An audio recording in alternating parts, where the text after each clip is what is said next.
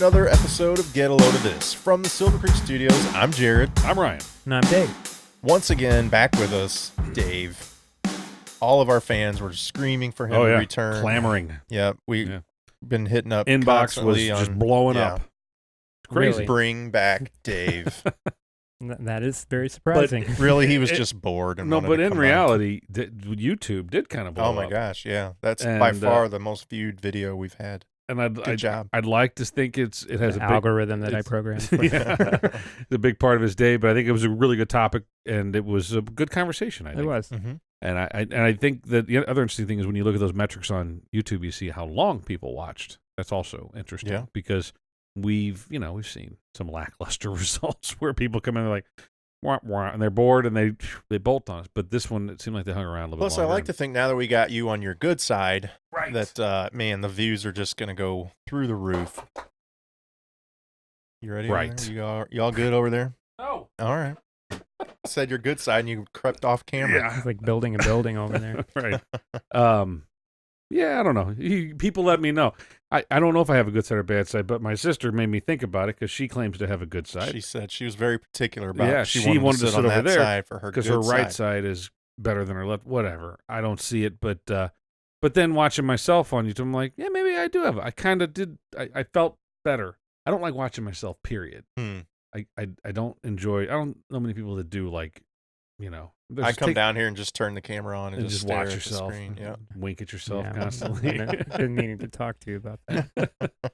So, but I watched the latest one and I was like, yeah, okay. I feel pretty good about that side. Let's roll it. All right. And I do like this Stick with microphone that better, for a while. so He's got a better mic. you're going to convince me to buy. We gave mic. Dave the shitty one. Sorry, Dave. So I have a comment about your show last week. Okay. Or I have Yeah. an inquiry We because wanna you hear were it. talking about 80s and early 90s, but mainly 80s movies. Mm-hmm. And you guys were, It was all I was 80s. surprised at the talk about Ferris Bueller's Day Off. Hmm. I was kind of hurt. Really? Okay. But- so? Something that did not come up that I was surprised about was there was no mention of the theory, and this is sort of a theory that I kind of looked back and double checked myself on, that there is no actual Ferris Bueller, that whole story in Ferris Bueller is all in Cameron's head, and that's sort of a depiction of a day. So it's in like a his Fight head. Club thing. Exactly. This is like Oranges in Godfather. You've kind never of heard thing. of that? I have No, not I've heard. Oh, this never heard theory. that. Really? Can- Yeah, I've heard it multiple times. So what from people. justification is there for this? Well, there's no justification. Hmm. I don't think. I mean, I think it's a theory with fan people, Yeah. fans. But the I can see idea it. that Sloane is the girl that he could never have. Mhm. That Ferris Bueller is sort of the depiction of the Person person he'd he like to be. wished he was. That Okay. everybody loves him. And the Save Ferris is sort of a cry out for help. Yeah. You So know. is it the idea? Psychoanalytical. Is it stuff like a going on. Fight Club thing where he's actually doing all these things, but Well, we're that seeing is him a as theory that I Ferris, read. or is it just like he daydreamed? I've one heard day? both. Okay. I've read both. And I don't think that much thought went into the movie. I don't either. Right. It's an Um, interesting theory. I think you could just, kind of break it apart because there's just too many things that happen in the movie that happen to Ferris, and we see the results of those things. But I it think could be a dream. the breakdown is for me that I don't necessarily agree with it is the whole Rooney Mhm. Ferris dichotomy, where I don't see how that would work with Cameron, With that theory. and I don't right. see Right. why he would want. I mean, why would he Right. envision that? Unless there were cool kids that were always getting one up on the Mhm. faculty at school, and Right. he was Somehow Cameron again, wanted to back to- be. wanted to be that. Yeah. There No, was I've also never heard that. a lot of talk about how teachers were portrayed in those movies throughout. Like they're sort of the dunces, they're Yeah, sort right. of the fumbling idiots, and Mhm. the sort of Mhm. the Monotone, boring. Yeah. Ben Stein's character. Mhm. Yeah. right, and that carries over from all those movies. and Yeah, stuff, so, right. The teachers, it's never the endearing, help you out teacher. It's always the idiot who you're trying to Right. trick out, Exactly. Yeah. Yeah, Maybe that's- Rooney was the epitome of the- Right.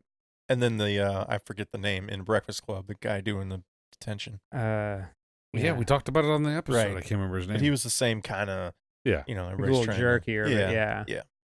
Did you guys ever figure out what the janitor's name was? Carl. Carl. That's Yeah. right. right. Carl. Yeah. Yeah, no, those movies, you're right. There's more to them, I think. Maybe not that much, but I do think that if we really thought about it, maybe there's that much. But I don't know. But I think that there's good lessons there. There's good information. What do your kids think about those movies? Do they watch them? The oldest boy, I think he's watched The Breakfast Club. He liked it, but again, I don't think he's thinking that hard about it. So it holds up for him. Yeah. And the Goonies they've all watched, and that's pretty good. I mean, I think Ferris Bueller still holds Ferris up. Bueller, I don't know if they watched it or not. I'm pretty sure it would hold up pretty well too, though. Just from my recollection of it, there's nothing that really dates it. There's nothing. I mean, the styles maybe a little bit. Yeah. His computer a little bit, but right. But your kids feel like that's a depiction of school. I'm thinking specifically of The Breakfast Club. I don't know. I'll have to ask him about. Well, see, obviously the oldest boy never did the detention thing, never did Saturday school, anything like that. The middle one, he's seen a couple detentions, so he might be able to give a better. But that is, so there was never anything like that social meshing that happened in my school. I did have some Saturday schools and some detentions. We did talk. We never got. It was never anything close to like that. That was a dream state to think that you could go to Saturday school and have this kind of raucous party. Yeah. Right. Also, that was a long detention. That was it's like an all day. I mean, I know the movie's only a couple hours long, but the way that they depict this, like that's a lot. They did a lot in that period of time. So you and I have talked about this on the podcast before, and we've mentioned maybe reviewing it. I don't know if we will, but. You and I think you did. We both watched Explorers the other night. Yeah, I did. Did your son watch it with you? Your youngest? Yep. Yeah. Ethan Hawke and River Phoenix and Jason. I forgot his last name again. Some guy that he's never did anything after that. Gannon or something. Something like that. Yeah. We watched it and Oliver loved it. I think it seemed like he did. He didn't kind of. Well, I mean, he weirded out at the end. I mean, it is weird. It's rubber alien. It's some weird animation or whatever, rubber costumes or whatever. But I think it's still okay. It's not terrible. It's not great. I read about it afterwards, and you had mentioned it, and you're right. Apparently, there were production issues, and the studio forced them to finish it now, and let's just get done. And so the ending was all rushed, and you can tell. You can sense that in the movie.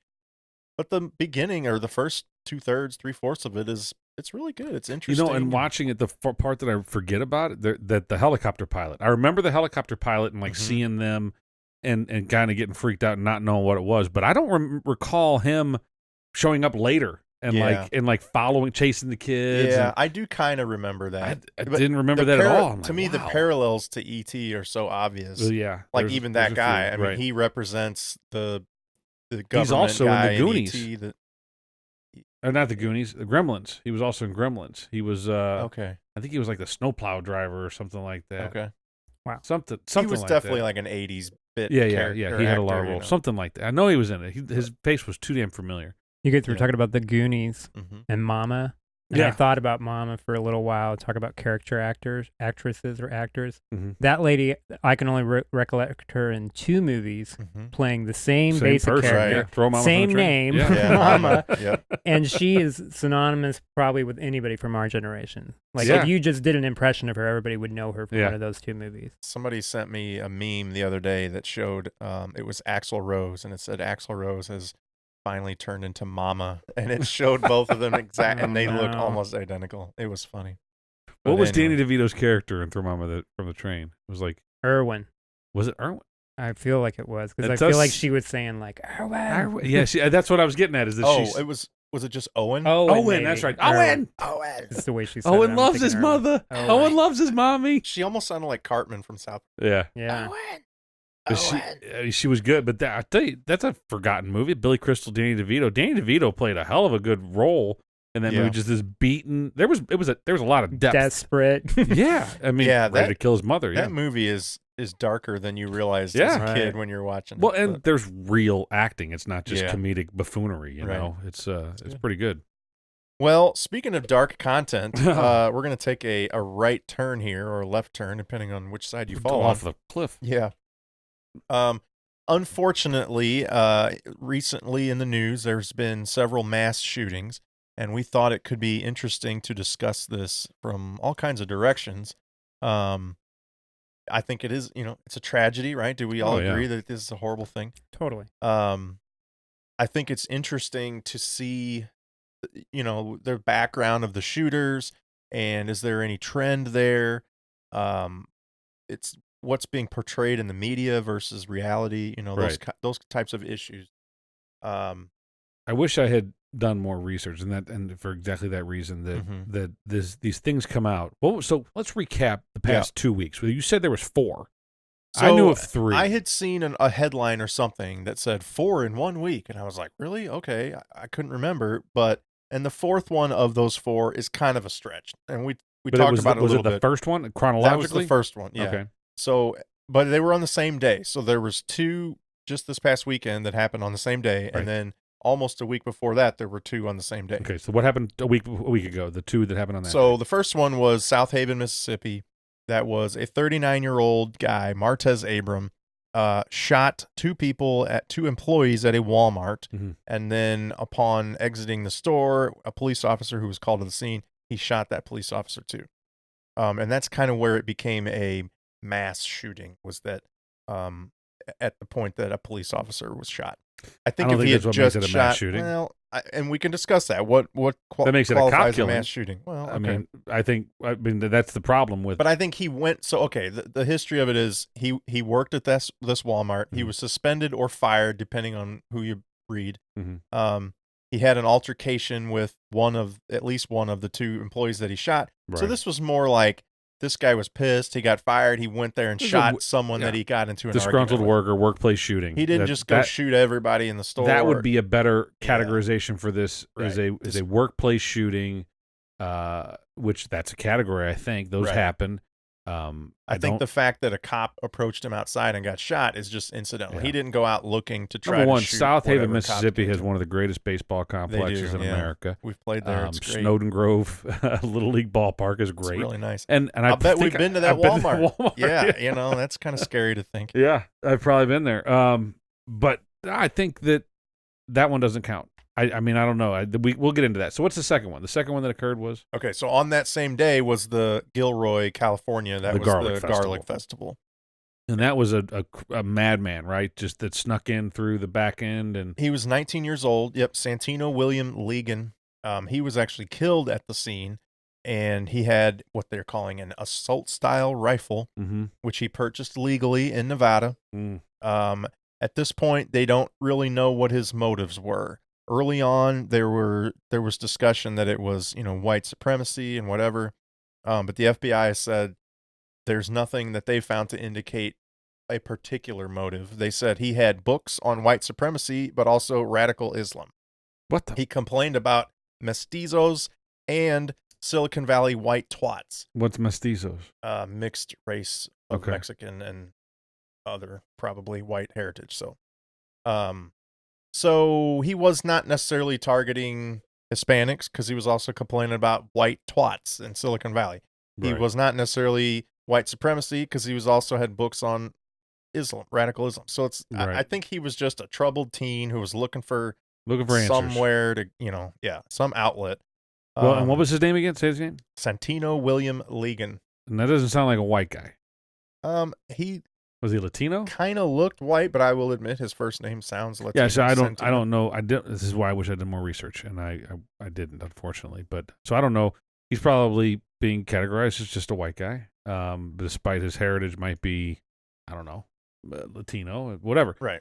I don't think any of that fucking matters. I don't think we should. My stance on labels. Well, it's about to matter in the next example. Exactly. So. And that's where the media heads to immediately, is like, white guys are killing everybody. And that's kind of what aggravates me about this. It's like, again, the labels.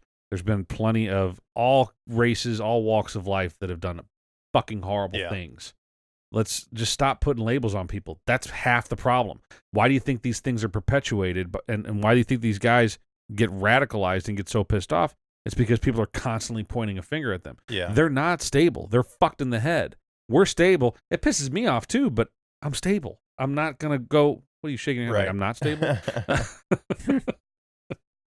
Yeah, so maybe I'm not. Dave, are you aware of both of those instances or cases or whatever. Yeah. I gotta admit, I only barely remember the Mississippi one, probably because it happened on the same day as the Gilroy one, and that definitely took all the media and press. But who has a garlic festival? I just I don't know. I kind of want to go. St. Louis has a garlic festival. Do we really? Yeah, they do it at Carondelet Park. Is it a good time? Do they just have a lot of garlic? Do you like garlic? Foods? Everybody have bad breath.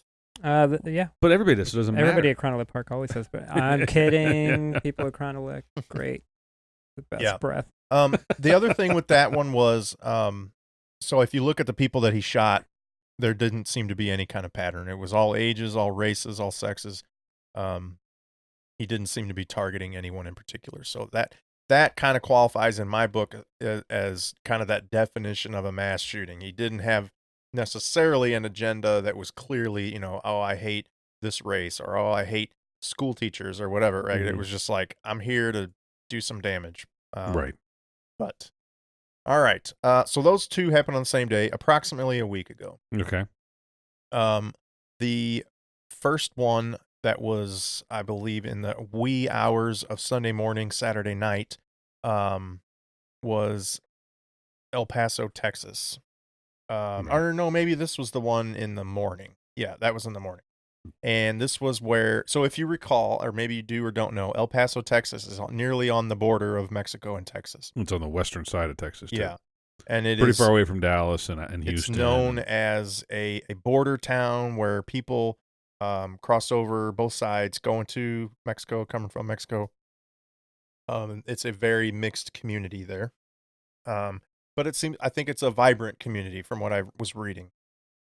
It's not like a ghetto or whatever. Right. So, anyway, 21-year-old Patrick Crucius was arrested at the scene. He was not shot and killed. Also had an assault-style rifle like an AK, they said. And in the state of Texas, they have an open carry law and includes that rifle that he had. So that was illegal to carry around that AK style. You have to have some other license, though, to do that. Right. I don't know if he had that or not. But so, what was his name? I'm sorry. Patrick Crucius, 21 years old. I think it's Crusius. It is. So, yeah. He said, quote, he wanted to shoot as many Mexicans as possible. Pretty clear motive. Yeah. And he did. 20 were killed and 26 were injured. And that's the last, I looked it up, maybe in the last couple of days. So he was selectively shooting people. He wasn't like just opening fire and spraying bullets. And I think there were some people that were injured and killed that weren't Mexican, but by far he was targeting Mexican people, or what he thought were Mexicans. He had a manifesto that has since been found and read, in which he mentioned something called replacement theory, which is a notion by a lot of white supremacists that white people in this country are being replaced by minorities. And they take issue with that. But he also he had issues with corporate greed, partisan politics, consumer culture, destruction of the environment. But the overarching theme was anti-immigrant. So he definitely had a target, a goal, an agenda in mind when he walked. It sounds like he was kind of anti-everything. Right. He just hated the world. He hated everything, but he was targeting immigrants. Right. So yeah, definitely a disturbed individual. And later, horribly on the same day in Dayton, Ohio, was 24-year-old Connor Betts, who was killed at the scene. He had a .223 AK style with drum magazines, 100 rounds. Really? He walked onto a busy street, which was kind of like a soulard type of thing. People out and about, different bars and restaurants and stuff. Very busy area. And he went there with his sister and their friend, a male friend, who I don't think were necessarily involved. I think they went there to go The sister hang got out. shot. Right. Killed, yeah. The sister was one of the 9 that were killed, and the friend was also shot and injured. So that makes me really question what was his motive. Like, did he go there to kill his sister and friend? Did he bring them along? Yeah, because that's the he thing. didn't... We'll we may never know for sure, but that one I think definitely a mass shooting. I think it qualifies as that, no doubt about it. But it's definitely way different than the others. Right. Now, this guy, I think, he was pissed. Whatever, he scorned in some way. I feel. Now they did say this guy's 24, but there were people that knew him in high school that said he had a hit list in high school of people he wanted to kill. People confronted him about it. Yeah.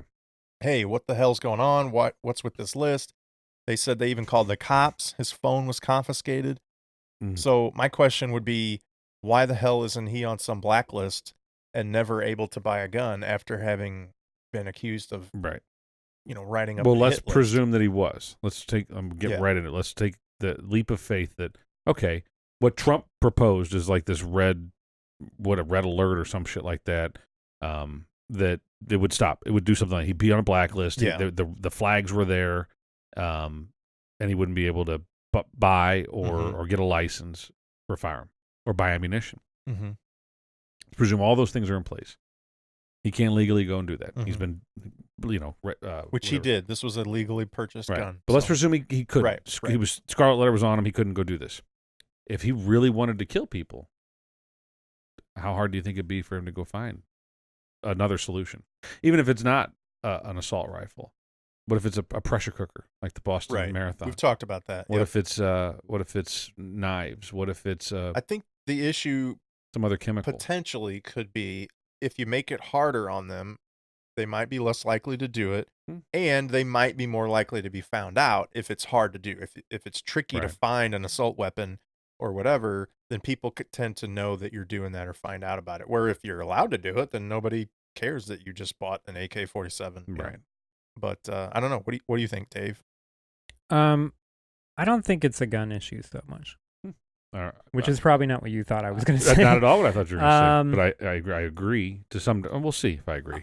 I think there needs to be stringent laws on how to acquire guns. I mean, if you have to go through a lot of protocol to get a driver's license or a passport to go to another country, you have to go through certification to do stuff like drive 18-wheelers with hazardous materials. Mm-hmm. You should have to be able to go through quite a bit to get a gun, I think. I don't see any problem with that. It should be feasible. Question the need to have huge amounts of guns. Yeah. 100-round drum magazines. Yeah. So, and I mean, again, that can be reported. This person could have made that. They could have, fabricated something. Yeah, or we don't know people you are doing it in it basements. on anywhere. Right. But you can definitely get high capacity clips, Sure. But either way, yep. So having an arsenal probably isn't necessary is what you're I think people are, I shouldn't speak for anybody else, but I get the impression that people, not only in general that have guns, want to have the freedom to have the guns they want, but they also feel like it's a bit of a privacy issue where they don't really feel the need to tell other people what guns they have. Right. I don't know if I totally understand that side of it. Like, if you're I think it's because they're concerned that that's going to lead to having them taken away, and you'll no longer have that right. Right. So they don't want to reveal which has happened in other countries. I mean, the Nazis did it too. Australia did it. Right. I mean, So that's the fear, is that they don't want anybody to take their guns away, so they want to have none of those laws, because all of that is a slippery slope in their mind towards confiscation. Yeah. I don't see a need to take the guns away from people. I mean, I think that would create way more problems than solution. I mean, probably create war. Well, if you tried to take them, without it being like a willful, turn it in and get $500 or whatever. If you just said, we're coming to your house and we're taking all your guns, there would be anarchy. I always feel like when I hear, sorry, Dad. I always think when I hear people start to get into a situation where they're talking about how, the government's going to take my guns, or I don't, I'm concerned about this person passing laws that will enable them to restrict my usage of guns. It seems like, I'm like, is that really an issue? Do you really believe that? Or are you just trying to, is that sort of a hyperbole statement to kind of get your political agenda across? Yeah. I mean, I've never seen a political person that I can think of that was really hell-bent on getting rid of all the guns, that was succeeding in offices.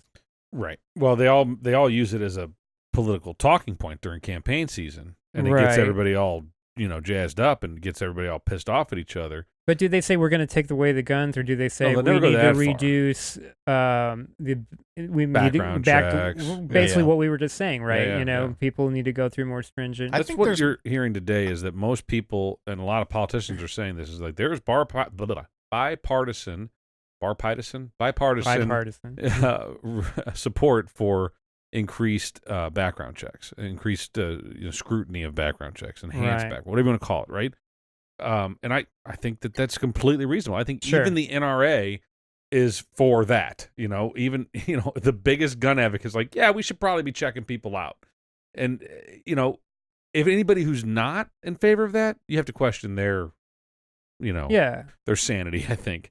So I think that most politicians, that's where their bread and butter is. They stay right in that zone. There are some out there that say that, you don't need, they're not going to ban all, but they say things like what I've written down here is assault rifle. We're going to ban all assault rifles. Well, that gets back into how do you define a mass shooting? How do you define an assault rifle? Right. An assault rifle, these rifles that were used are 22 caliber rifles, right? One was a .223 caliber. Yes. It's a 22. I'd like to discuss that at one point. But so I don't know a lot about guns, but I've shot a 22 rifle. It's a very small gun. It's a very small rifle. So it's not, it'll kill someone. Those sound like what I would call the 18 Here's gun. the thing, though. I thought that too, because when I first saw that they said it was a 223, which I was like, that's really close to a 22, and I know what a 22 is, but here's the difference. And I didn't know this until I was researching for this podcast. A 223, so the diameter of the bullet itself is essentially the same as a 22. It's the shell casing is much bigger. Is longer. So when you see a normal 22 bullet, the shell is the same diameter as the bullet. The bullet is just sticking out the end. It's a very skinny casing or whatever, and there's not much power in there packed into that. The 223 has the flared casing. It's much bigger at the end, much longer, and they said it goes essentially, I want to say, not quite twice as fast, but it's a much faster bullet, and it's designed to spin on impact and do a lot of damage. So they said it is a military-style bullet, even though it is. They said it's far from a 22. Like what we think of a 22 shooting squirrels. So, but this comes out of an AK-47. The problem is that if you were to ask a politician, how do you define an assault rifle? Right. They're going to paint a picture for you. They're not going to talk. They're not going to talk to you about the bullet size, the velocity, they're not going to talk to you about any of that stuff. They're going to talk to you about, it looks like this. It looks like a military weapon. They don't care how fast the bullet comes out or how big the bullet is or how much gunpowder is in the shell. They don't care about that. They care about these looks, and that's the wrong way to look at things.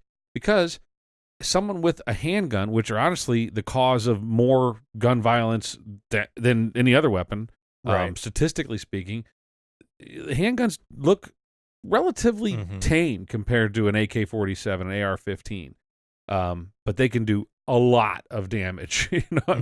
Now you can't really rip off 100 rounds, but you can rip off a dozen, 10.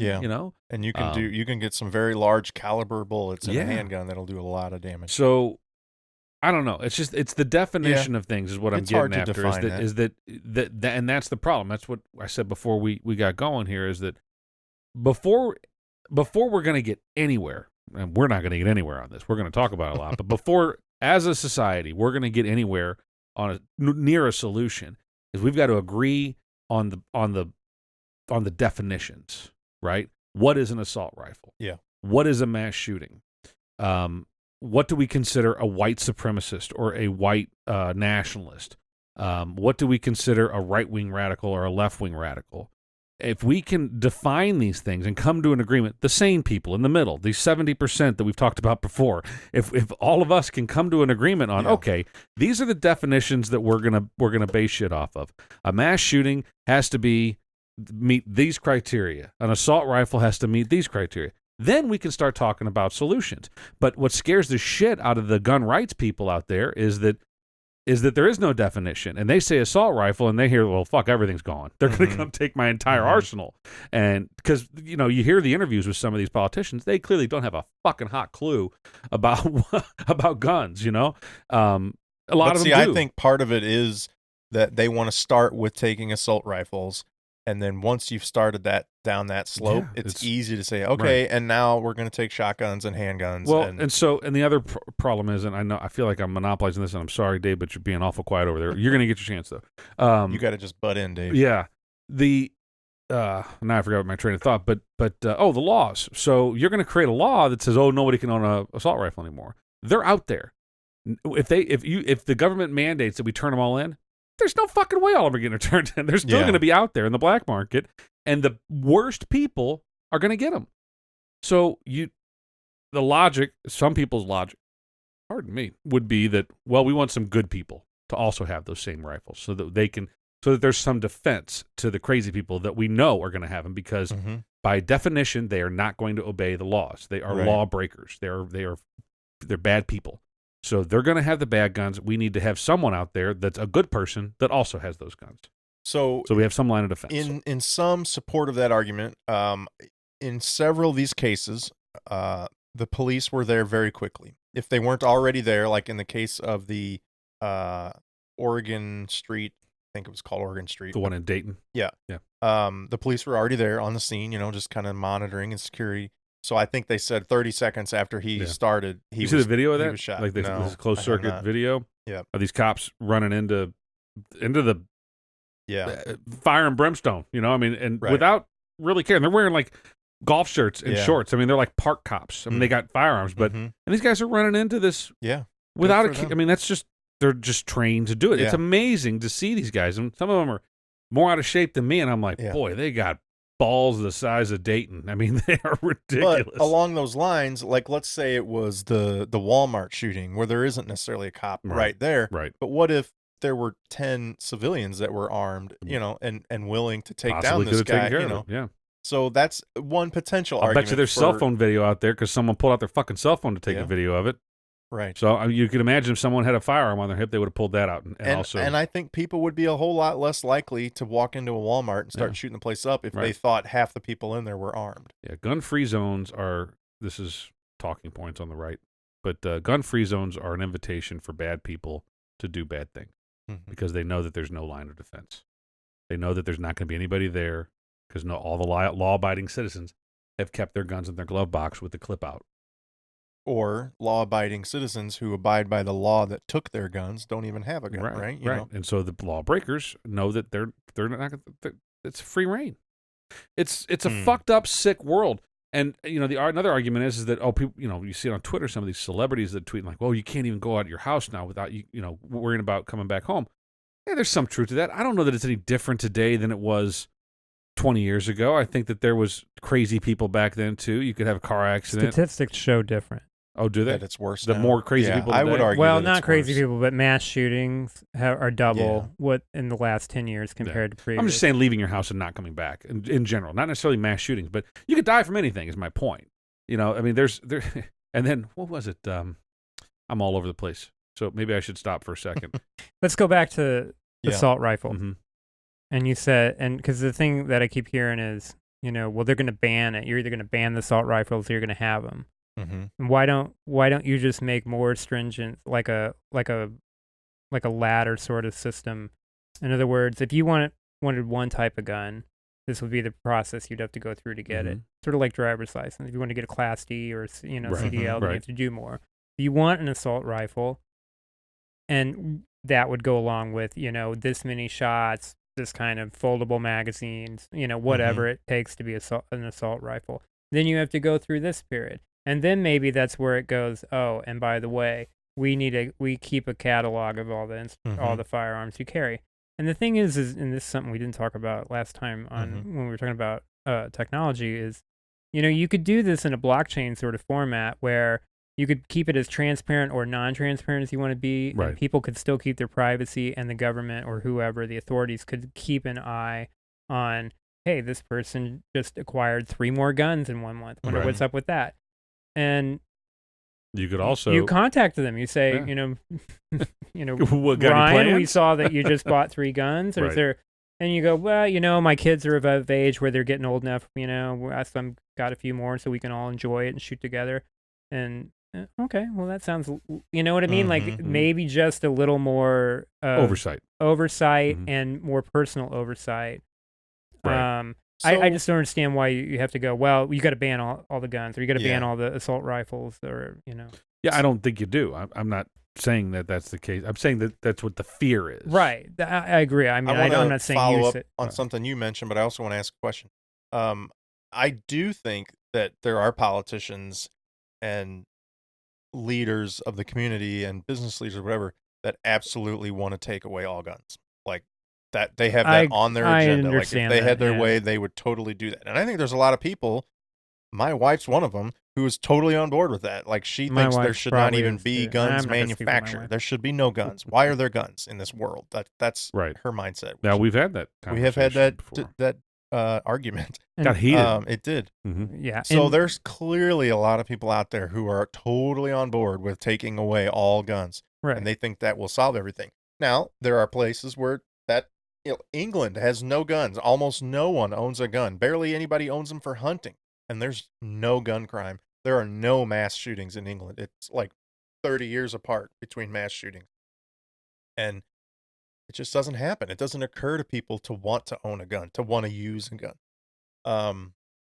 And is that such a bad thing? Like maybe we should all strive for that. Nobody owns guns and nobody gets shot with guns. England? Well, yeah. I mean, they do, but I was talking to a guy who lives there, and he was like, "Yeah, it's not at all like here, where everybody has a shotgun, has a hunting rifle or something like that." Right? Maybe. It's like very few people have hunting rifles, interesting shotguns. But so I don't know, maybe that's a thing too. Australia took away all their guns 2 generations ago. And their gun crime, I believe, is really low. Well, sure, their gun crime is going to go down. Absolutely, it's going to. If you were to converse now, in this hypothetical world, stone throwing crime is through the right, roof, exactly. So pressure cookers full of nails and nuts and bolts, like the Boston Marathon bombers used. I mean, you can buy a pressure cooker in Walmart, and we don't have to have a permit. You can buy bags and boxes of nuts and bolts, and you can arguably buy gunpowder. It's different, though. It's totally different. Well, I know it's different, but to do harm, if there's the point is if there's someone that wants to do, but you're building a mechanism based off of a lot of utility parts or household items. Sure. I mean, you can. But if you can't get a pressure cooker and you can't get a gun, you're just going to drive into a crowd of people. And but what I'm saying, you're going to find a way to hurt people. Right. That's what your goal is. Is that if the people are crazy enough, it doesn't matter if it's by AR or if it's by a car or a pressure cooker or whatever, they're gonna find a way to do harm. I think by allowing those law-abiding citizens who follow the rules to remain armed, you're actually preventing issues like we've had over the past couple weeks, because people will think again before they walk into a bar and start shooting up the place. But then again, they may also have they have a death wish. I would guess, Dave, that you maybe don't agree with that. That more people should be armed to kind of curb this. I don't agree with that. Totally. I don't think. I'm kind of. I see the point, and it's hard to disagree with in one respect. It's hard to prove that it wouldn't. I think true, for every person that feels safe that somebody I have a problem with the concept of good guy, bad guy. First of all, because I think that's really hard to define. And even in the moment of a person like one of these people that committed these crimes, perhaps they were considered good guys up until that day. I mean, the dude's sister was involved, in the Ohio situation. I don't really agree with that. And the more people you have, I mean, if you have that many people and they're armed, you end up following everybody on a spectrum again, right? Mm-hmm. So you've got the majority of these people are going to be fine with conceal and carry, having their guns. And then you're going to have these outliers, whether they're the people that come in initially to commit the crime or the people who feel that they should take a vigilante stance and maybe don't understand the impact of what they're going to do, or, crossfire, friendly fire, that sort of thing. Or one of those people who'd, what if a person was a good guy, or a person who was conceal and carry, normal, and was in there and in the situation where all the Hispanic people were getting shot in Texas, and then they decide, and this is totally just, what ifs, but I mean, and they decide, oh, you know what? I'm going to take this opportunity. I'm going to mow off some Hispanics myself because I have a real problem with them, and I got a guy's, then all of a sudden you're like, you got, you have a group of people, or, what manifested as a group. Now, this is hearsay. Sure, it hasn't happened. But I'm just saying, if the tools are in your pocket already, then you're making it that much easier to deal with. Also, the other thing is, even though you have a conceal and carry gun, and that doesn't mean you know how to use that gun in a safe fashion. Like, I don't trust people with guns to be able to defend me or themselves. Depending on the state, it absolutely does.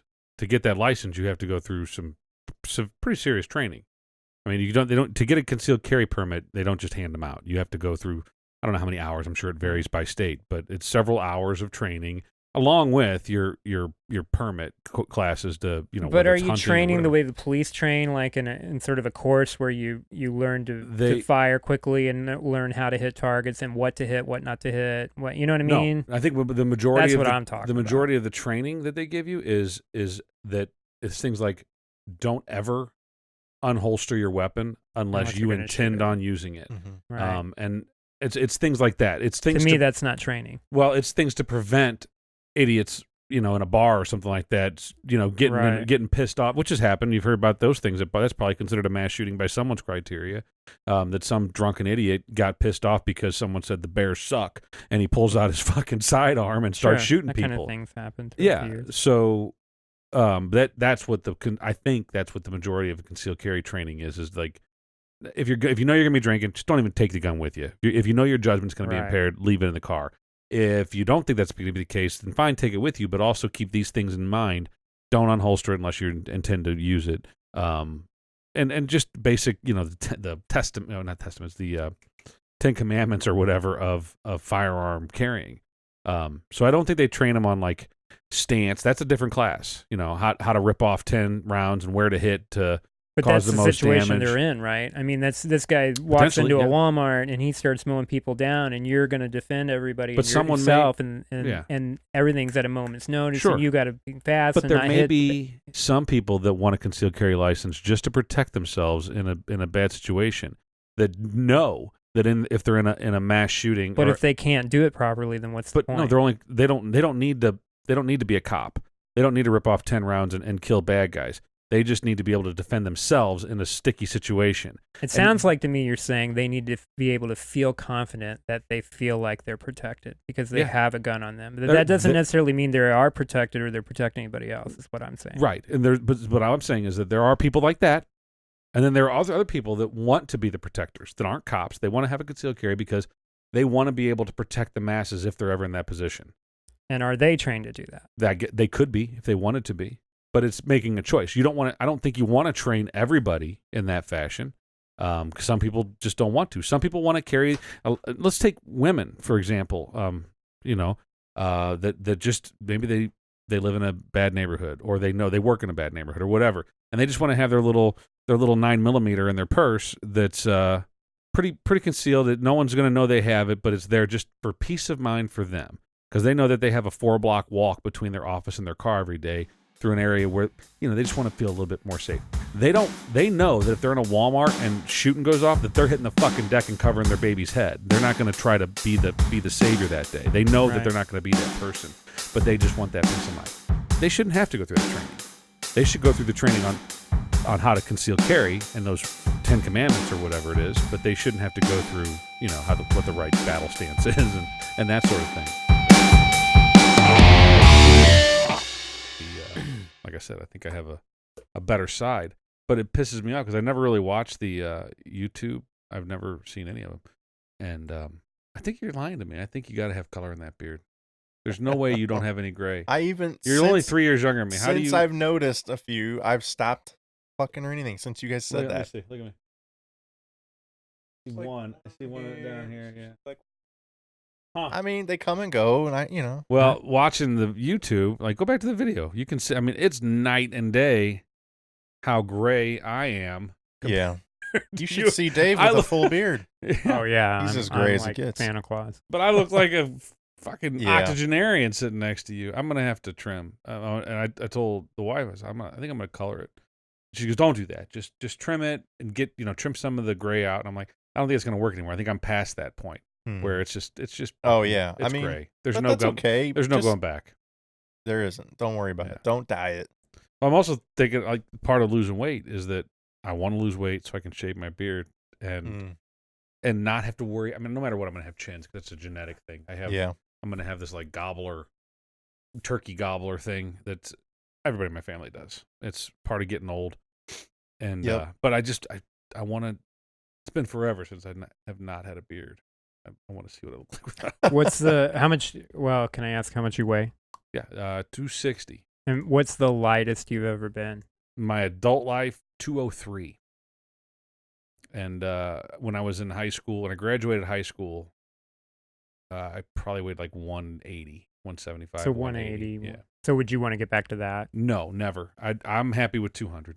200 I'd be good with. I mean, 60 pounds is a lot. It is a lot. Now, you said even last week, you're feeling heavy or whatever, but you stopped chewing tobacco, right? So that's been a part of the, you've replaced that with food, basically. Right. Well, and I was also, the doctor had given me a pill that was like an appetite suppressant that was supposed to like kickstart me, and it's called phentermine.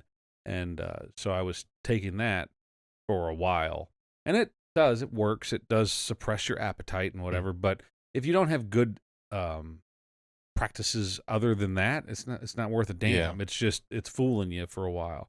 So that's out. I'm not doing that shit anymore. I just need to get good habits in place. And so the good news is in my office, they started installing the equipment in the gym today. I've got a plan going forward for doing some home exercise as well. I own a shitload of P90X stuff and P90X3. I own all the equipment and fancy, dumbbells with they're not the real kind where you turn the knob, but they're like the knockoff kind. What are they called? There's a name for them. But I got all this shit, and I've spent a lot of money over the years on it. It's like, why not use it? Yeah. And I don't think it would be hard for me to. I've done it before. I did P90X. I only did 87 days, but close enough. But P87. Oh, right. So close. Yeah. Well, the house flooded, and I had to move out for a while. But anyway, so but then there's all these challenges. Like next week, I go out of town. So if I start now, which I've started dieting. I haven't started working out too much now. Went for a walk last night. But it's like, all right, now I'm suddenly on the road. Now I got to go to the hotel gym and find a way to make all that shit work, which isn't hard to do. There's a treadmill. There's an elliptical, whatever. Just going to do something. That's my problem I've always had is like, I got to follow this regimen. You know, this is what I'm supposed to do. Like, just do something. Eat better and do something. And then I'm probably going to have some level of success. Yeah. Don't drink as much beer. Don't eat as much garbage. Get off your ass. So simple rules. That's the Davidson diet. I gotta cut that out. The Ryan diet. I'm sure you've experienced this at work if you've talked about your recent diet. I'm also dieting, and so you're going to hear a different opinion from every single person about how you should be doing. Well, this is what I did, and I lost 30 pounds doing this. Here's what you got to cut out, and there's no consistent opinion on it. Everybody's got a different one, and which is frustrating because you'd like to know that this one thing is going to work, and I'm sure several things can work for different people, but I think that a good rule, and Dave's the most fit person in the room here. He's flaunting his weight loss at us. But the biggest rule I have is that if it's new and it's trendy and it's probably shit, stick with. I mean, look, everybody knows diet and exercise is the best way to stay healthy. Diet and exercise. So forget all the gimmicks. Forget, I got to get into ketosis. If you eat right, you will. Yeah. If you don't have to go all balls to the wall extreme, because you're going to fail. You're going to fall off that wagon real quick. But if you make changes that are healthy changes, they're easier to maintain. And then also treat yourself, because you can't go forever without. You gotta have a cheat day. Not a cheat day. I mean, maybe it's a cheat meal, maybe, or whatever. I mean, so if like I love pizza, I love pasta, so I'm not gonna go out and eat pizza and pasta every week. Right. But like if I'm someplace and it's been like, you know what, I've been pretty good for the past couple weeks, I can have a couple slices of pizza. And work out a little harder the next day. There's no shame in that, because if you deny yourself of that, then you're eventually just gonna break, and you're gonna eat the whole pizza. So, Dave, do you find in the workout that you're doing at the gym or whatever, that do you really get your heart rate going? Is that? Yeah, I try to. I mean, the cardio to me is pretty important, more so than I'm not trying to increase muscle mass so much. I don't do a lot of weightlifting, but the cardio is super important, I think. Well, I guess I'm talking about like the jiu-jitsu stuff that you're doing. Are you doing workouts outside of that?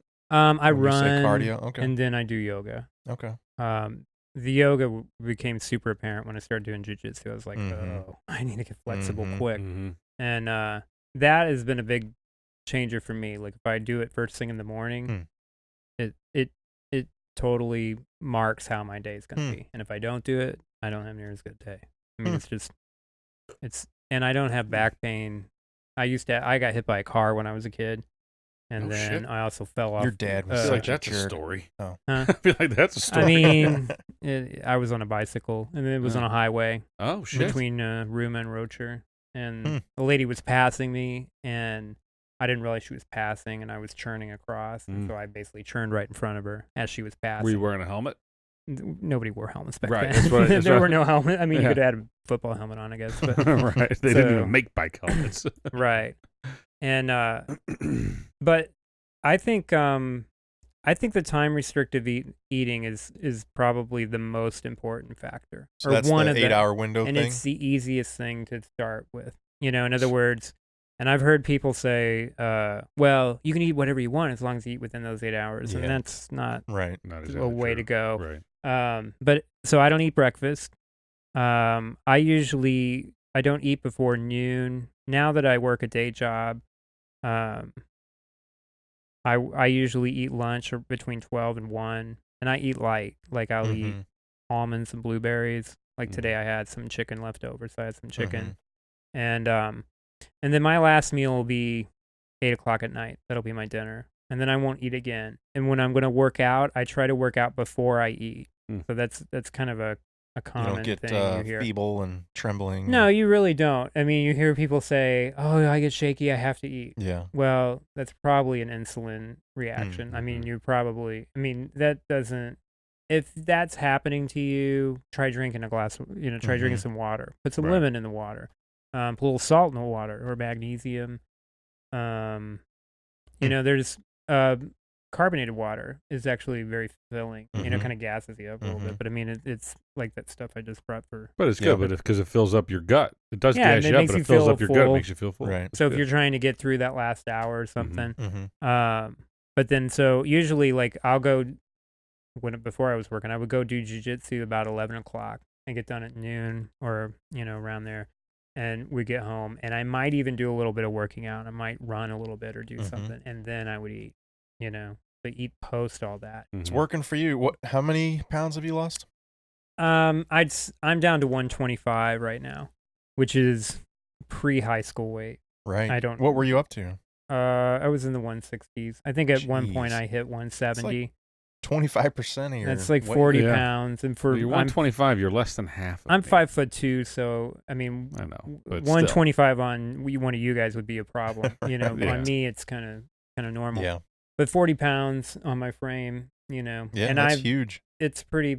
40 pounds for anybody is a lot. Yeah. For you, it's an enormous amount. It's a lot more. And I haven't lost a ton of muscle mass. I mean, a little bit, maybe. But, yeah, I started doing that in November. And the 3 things I started with was the time restrictive eating, low carb, and low sugar. And I said low, not no. Right. There's carbs and nuts. And I keep pretty good track of my micros and macros. I know my caloric intake. I'm 5'2", so I don't need to get whatever the 2,500 calories a day. I don't go for that. I'm probably more in the 1,500 calorie a day diet. I might get to 2,000. So my app, the MyFitnessPal, you put in your goals and you tell it what kind of lifestyle you lead. And so when I first put everything in, it said, how much do you weigh, how much do you want to weigh, and how much do you want to lose, like, per week. So I said, a pound a week, let's say, which is kind of a lot. Actually, maybe I said 2 pounds a week, whatever. And it gave me a daily recommended caloric intake of like 1,780, which is not a lot, and especially when you're hauling around 260 depends on what you're eating.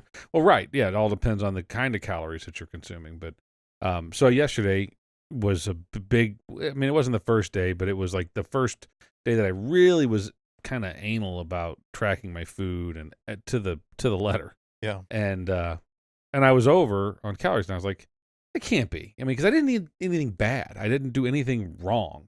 It was just so anyway, I went back in and I changed my lifestyle from completely sedentary, which is what I had before, to somewhat active. I'm not just a bump on a log. I'd get up and move around. Not a school teacher on your feet all day, but somewhere in the middle. And they said, okay, you can have 2,000 calories, right around 2,000 calories. All right, we got to find a balance here. So yeah, if I start working out daily, or even 3 times a week, then I'd be comfortable changing that again and then upping my calories. And as long as you're burning, I don't know.